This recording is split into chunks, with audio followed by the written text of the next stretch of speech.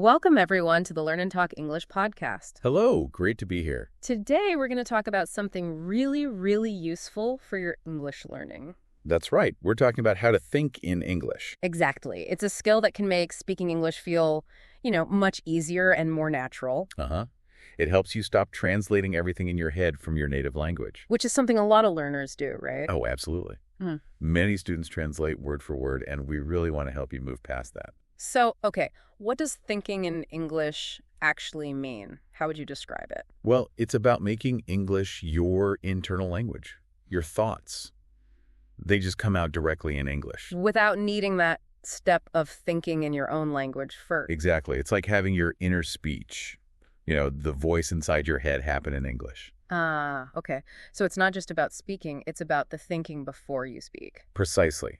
And when you get to that point, you don't have to constantly search for grammar rules or worry about pronunciation quite as much. It becomes more automatic. Yes, automaticity is a good word for it. It starts to feel natural.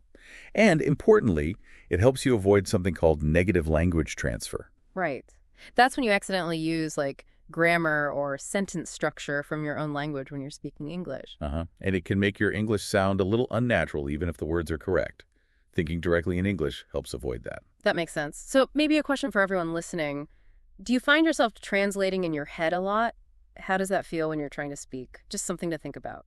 Yeah, definitely reflect on that. So why is this shift so important? Why should learners focus on thinking in English? Well, fundamentally, you want to actually speak English, right? Not just perform translations. You want to communicate your own ideas directly. And constantly comparing English to your native language, it's actually kind of counterproductive, isn't it? It really is. It slows you down so much, makes your speech less smooth. Plus, some things are just really hard to translate directly. Think about idioms or even simple set phrases. Like, you're welcome. If you translate that word for word into some languages, it sounds very strange. Exactly. You learn it as a chunk, as a response to thank you. Thinking in English helps you grasp these kinds of things much better. And the big benefit everyone wants is fluency, right? Definitely. Fluency, speaking smoothly and easily, really improves when you think directly in English. It helps you understand the structure of English better, too, the idioms, the expressions. Yes, and it builds your vocabulary and helps your grammar become more accurate over time. And I think, importantly, it makes you feel more confident. Oh, huge confidence booster. When you're not constantly double-checking translations in your head, you feel more sure of yourself, more accurate, too. So maybe another thought for our listeners. Can you remember a time when translating directly made your English sound a bit odd? Or maybe even funny? Feel free to share if you like. We've all been there. Now, we should acknowledge, this isn't easy, especially at the beginning. Not at all. It feels difficult, and it's really natural to want to fall back on your native language. Especially for complicated ideas or maybe new vocabulary, that temptation is strong. It feels so easy just to think in the language you know best. It's a habit. Another big challenge is the fear of making mistakes. People worry so much about getting the grammar wrong or using the wrong word. And that worry can actually stop you from even trying to think in English. Right. But it's so important to remember that mistakes they're just part of learning. You have to embrace them. And your thoughts in English might feel slower at first, right? That's normal, too. Totally normal. Your brain needs time to build those new pathways, to adapt. It takes practice. So the key message here is really patience and practice. Don't give up. Exactly. Keep at it.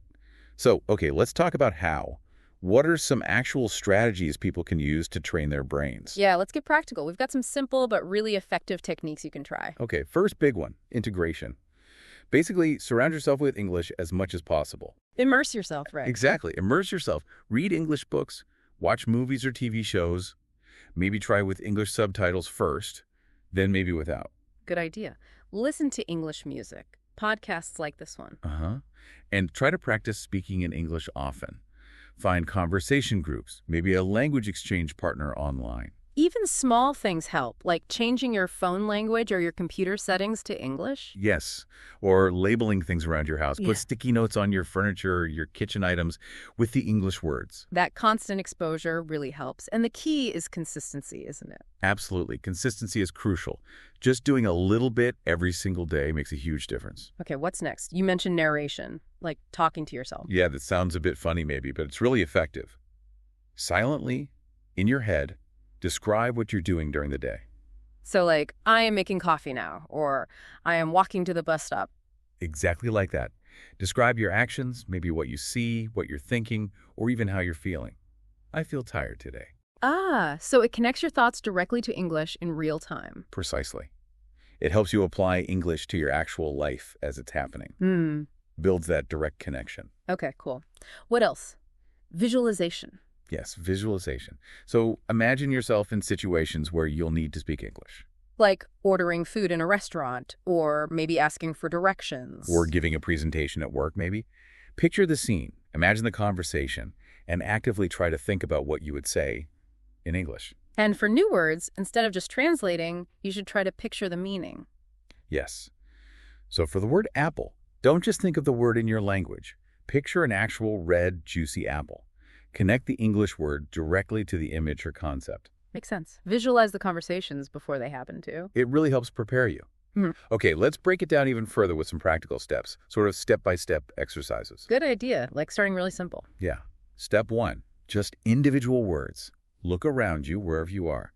Think of the English words for the objects you see. Like chair, window, book, phone, tree. Exactly. Just build that basic vocabulary connection in your mind. Okay, step 2. Simple sentences. Start making easy, complete sentences in your head using those words. My phone is on the table. That tree is tall. I am drinking water. Simple stuff. Perfect. It doesn't need to be complicated. Just get used to forming thoughts in English sentences. Step 3. Functional English. Think about real-life situations and the phrases you'd need. Like buying things or asking for help. Right. Imagine you're buying a train ticket. What would you say? 1 ticket to London, please. Or ordering coffee. Can I have a latte? Practice those practical phrases in your head. Okay, and step 4. Narrative English. This is a bit more advanced. Try telling a story or recounting a memory just in your head, entirely in English. Like you're telling a friend about your weekend. Exactly. But just silently to yourself. This takes the pressure off performing, lets you practice structuring longer thoughts in English. Those steps seem really manageable, building up gradually. Yeah, start small and build. Now, there are also things you can do while actively studying, or things teachers can do. Like using an English dictionary. Oh, definitely. Look up English words and read the definitions in English. Don't always rely on a bilingual dictionary. It forces you to stay within the language. And you mentioned miming before, for feelings or actions. Yes. Instead of translating happy, maybe just smile or think about what being happy feels like.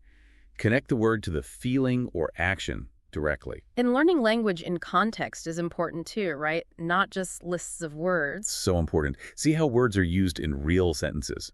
For example, instead of just memorizing verb conjugations for the past simple, tell yourself what you do every day and then what you did yesterday. See the pattern in action. Learning set phrases as whole chunks like nice to meet you or how's it going? Yes, learn them as complete units. Don't try to translate them word by word. Using visual aids helps too. Pictures, flashcards. Absolutely. Visuals connect directly to meaning, bypassing translation. And learning words with their opposites, like hot and cold, or synonyms like big and large. Great techniques. They build connections between words in English. And learning vocabulary in groups like food words together or travel words together. Keeps things organized and related. You also mentioned a tip for teachers. Ah, yes. Sometimes if students keep using their native language in class, the teacher can, playfully pretend they don't understand. It gently encourages a student to try in English. Okay, what about reading? Any specific strategies there? Yes, reading is huge for thinking in English. First, don't rush. Read a passage maybe a couple of times. Try to guess the meaning of new words from the context before you look them up. Good practice. Keep a notebook handy. Yeah, maybe keep a pen and paper or a note on your phone. Jot down useful phrases you see. Say them out loud a few times. And you mentioned something about stop, notice, analyze. Right. Sometimes pause and compare an English structure to how you'd say it in your language. Notice the differences, like how English uses I have been to for travel experiences, which is different in many languages. That awareness helps. And going back to read things again. Definitely. Revisit articles or stories you've read before. See if you understand them better. It reinforces vocabulary and structures. Wow, that's a lot of great strategies. But underlying all of this seems to be mindset. Oh, absolutely. Mindset is perhaps the most critical piece. You need to believe you can do this. That's the growth mindset idea, right? Believing you can develop your abilities with effort. Exactly. Not a fixed mindset where you think your language talent is just set. Believe you can improve with practice and good strategies. And being okay with mistakes. Right. Really internalizing that. Mistakes are essential. They show you where you need to focus. They're not failures. I like the trick of using the word yet. Like instead of I can't think in English, I can't think in English yet. Yes, that little word changes everything. It implies progress and possibility. So it's all about consistency, pushing yourself a little, and believing you can learn. That's the core of it. You can definitely do it. Now, we've spent a lot of time talking about avoiding translation, about thinking directly in English. But is translation always bad? That's a really good question. And the answer is not necessarily. While the goal is direct thinking, sometimes translation can actually be a useful tool, especially at certain stages. Okay, like when? Well, for reading, particularly difficult texts, a quick mental translation of a key phrase might help some learners grasp the meaning initially. Or help them remember a new word. Exactly. Or just help them stay focused if the text is long and challenging. It can sometimes make things feel a bit more familiar and boost confidence. And what about for writing? Interestingly, some studies suggest that for learners, maybe at the intermediate level, writing a first draft in their native language and then translating it carefully into English can sometimes result in better quality writing. Better than trying to write directly in English from scratch. Why is that? The idea is that you can often think more deeply and organize your ideas more clearly in your first language. Then you focus on expressing those well-formed ideas accurately in English during the translation and editing phase. Huh. So it's not about always translating everything. No, definitely not. It's not a crutch you should rely on all the time. But understanding that translation can be a strategic tool sometimes to help with understanding or complex expression. That's useful. It's about knowing when it might help support your learning, rather than just being a habit that holds you back. Precisely. Use it wisely when needed, but keep aiming for that direct thinking in English as the main goal. Right. Okay, that was a lot of information. Let's quickly recap some of the key vocabulary we used today. This might be helpful for everyone listening. Good idea. Let's start with fluency. Okay. Please repeat after me. Fluency. Fluency. One more time. Fluency. Fluency. So fluency means speaking a language easily, smoothly, without lots of stops or hesitation. It's about natural communication. For example, practicing speaking every day helps improve your fluency. Or, her goal is to achieve fluency in Spanish. Okay, next word. Immerse. Repeat, please. Immerse. Immerse. Again. Immerse. Immerse.